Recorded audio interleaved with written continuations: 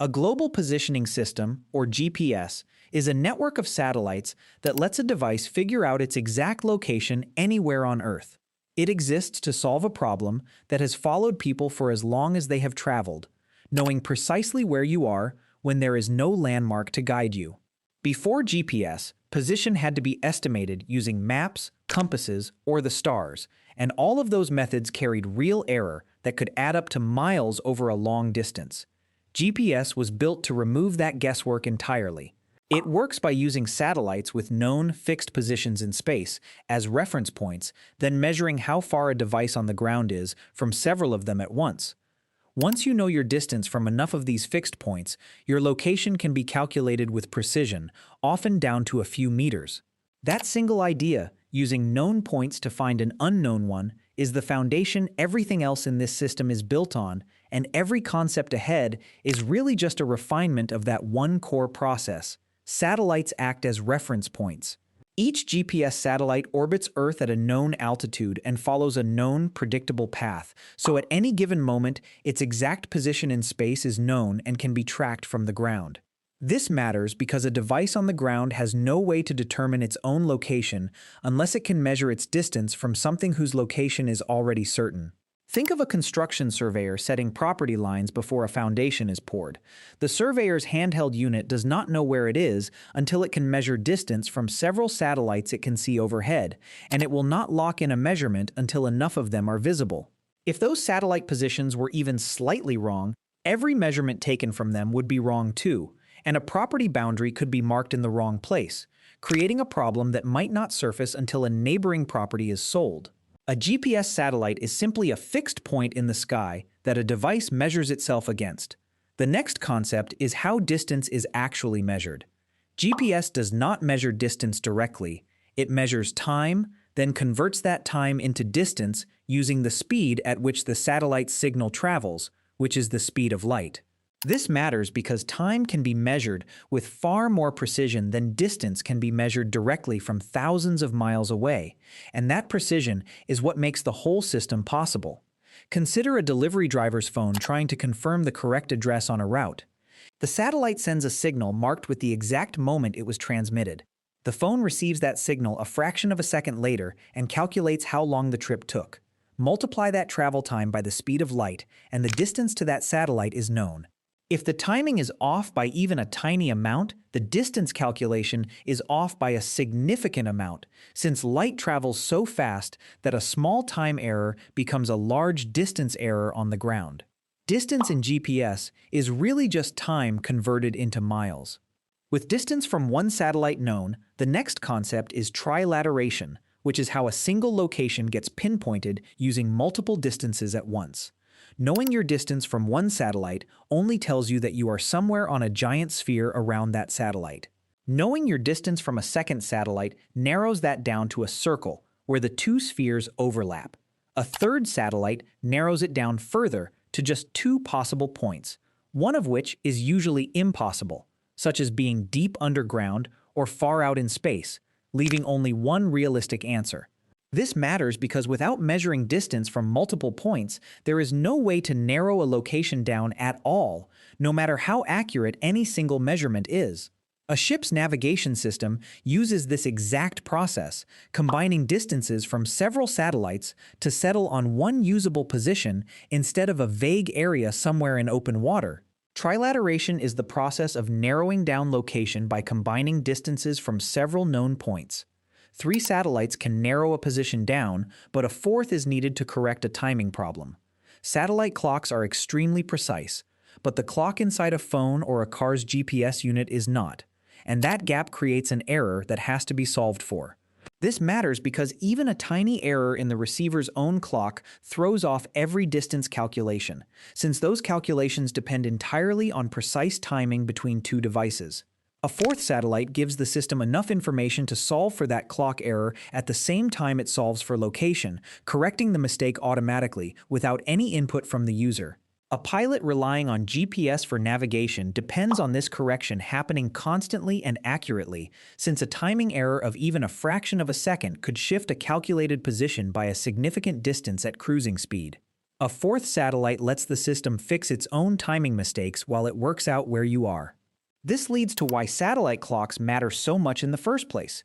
GPS satellites carry atomic clocks, which are the most accurate timekeeping devices ever built, accurate to within a few billionths of a second over long stretches of time. This matters because the entire distance calculation depends on knowing exactly when a signal was sent, down to a fraction most people never have to think about in daily life. Even a small clock drift would translate into a real distance error on the ground, since light covers a huge distance in a very short amount of time.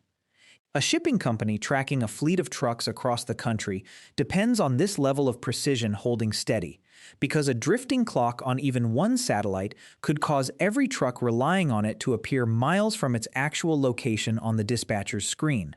Atomic clocks keep satellite timing accurate enough that a tiny error in space does not become a large error on the ground. Because satellite clocks are so precise but receiver clocks are not, the system has to account for receiver clock error. A phone or car GPS unit uses an ordinary quartz clock, which is far cheaper and far less accurate than an atomic clock, and would drift noticeably within seconds if left uncorrected. This matters because if the receiver simply trusted its own clock, every distance calculation would be wrong from the start, making the whole system unreliable. Instead, the receiver uses that extra fourth satellite measurement to solve for its own clock error mathematically, correcting itself with every single calculation it makes. A homeowner using a mapping app to check a property line benefits from this correction without ever knowing it is happening, since the app's cheap internal clock would otherwise throw the whole measurement off by a meaningful distance. The system is built to work correctly even though the device doing the calculating has an imperfect clock. Here's what's actually happening at a larger scale. None of this works with just one or two satellites overhead, which is why GPS relies on a full network in orbit. Dozens of satellites are positioned so that no matter where you are on Earth, several are visible above the horizon at any given time, day or night, in any season. This matters because the system needs multiple satellites in view constantly, not occasionally, for continuous accurate positioning, and a gap in coverage means a gap in accuracy. A hiker checking their position in open terrain far from any trail marker benefits from this constant coverage, since enough satellites are almost always visible to get a reliable fix within seconds. The full satellite network exists so that enough reference points are always available no matter where you happen to be standing. Even with a full network overhead, signals can be blocked or distorted before they reach a receiver. Buildings, tunnels, and dense tree cover can block a signal entirely or bounce it off a surface before it arrives, which delays it and throws off the distance calculation without the device knowing anything went wrong. This matters because a delayed or reflected signal produces an inaccurate distance reading, even though the receiver has no way of knowing the signal did not travel in a straight line. A delivery driver navigating a dense downtown area often sees their position on the map drift or jump for exactly this reason, since tall buildings reflect satellite signals before they reach the phone, adding extra distance to what should have been a direct path. Physical obstacles between a satellite and a receiver can distort the very timing the whole system depends on. Because signals and clocks are never perfectly clean, a receiver does not calculate its position once and stop. It recalculates constantly, often multiple times per second, using fresh signals each time it runs the math again. This matters because a moving vehicle or person needs an updated position continuously, not a single snapshot taken once and left unchanged. A rideshare driver's app depends entirely on this constant recalculation to keep the car's position accurate as it moves down a street in real time, updating the map smoothly instead of jumping from block to block. Without continuous updating, GPS would only be useful for standing still, not for tracking movement as it happens. This is the important part when it comes to accuracy. GPS is precise, but it is not perfect. Even under good conditions, a typical consumer GPS reading is accurate to within a few meters, not to the inch, and that margin exists no matter how expensive the phone is. This matters because trusting GPS for tasks that require exact precision, like marking a legal property boundary or laying a foundation, can lead to real disputes or costly mistakes if the small margin of error is ignored. A surveyor understands this limitation and uses specialized equipment that reduces that margin far below what a phone can achieve, sometimes down to a fraction of an inch. Consumer GPS gives you a very good estimate of your location, not an exact one. Let me show you exactly how this works together using a single situation. Picture a rideshare driver's phone showing their car moving correctly down the right street toward a pickup. Multiple satellites overhead are constantly sending signals marked with the precise time they were sent. The phone receives those signals and calculates how long each one took to arrive, converting that time into a distance from each satellite. Using 4 or more of those distances at once, the phone narrows down a single location through trilateration, while simultaneously correcting for its own imperfect internal clock using that extra satellite measurement. As the car moves, the phone repeats this entire process multiple times per second, keeping the dot on the map updated in real time so the driver never sees a delay. Now picture the same driver entering a tunnel. The satellites disappear from view, the signals stop arriving, and the phone can no longer calculate new distances from anything. The app is forced to estimate the car's position based on speed and direction until the car exits the tunnel and satellite signals return, at which point the whole process picks back up and corrects the position immediately. Here's what people most often get wrong about GPS. Some people assume their phone is sending its location out to a satellite, when in fact the device only receives signals and calculates its own position, transmitting nothing back to space at all.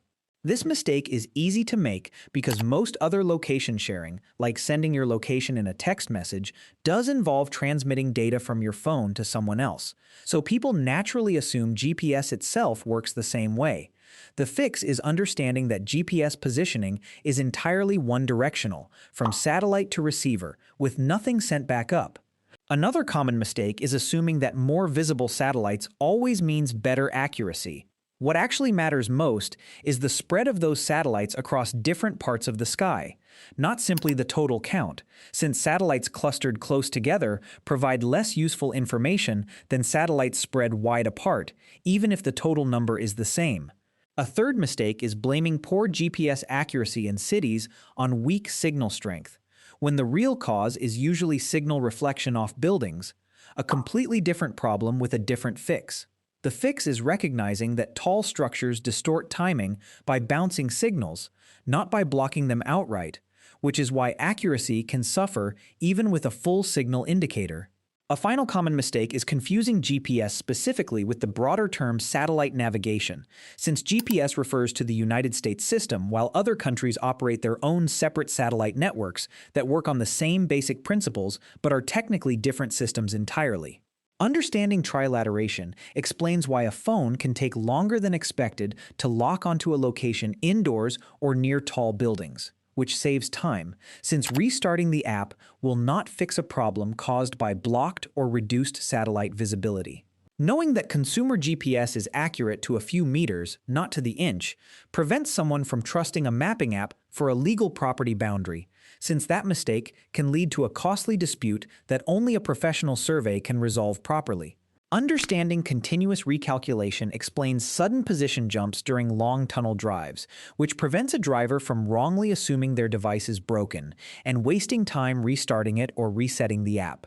Knowing why timing precision matters clarifies why a cheap consumer GPS tracker can drift over time while professional survey equipment holds steady, which helps someone choose the right tool for a task that actually requires that level of precision.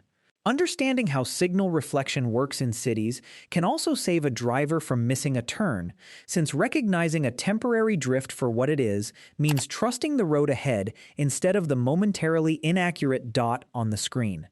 You can now explain, in plain language, how a device figures out exactly where it is using nothing but timed signals from space. You can recognize why your GPS accuracy drops in a tunnel, a dense city, or a forest instead of assuming your phone or app is malfunctioning every time the signal weakens.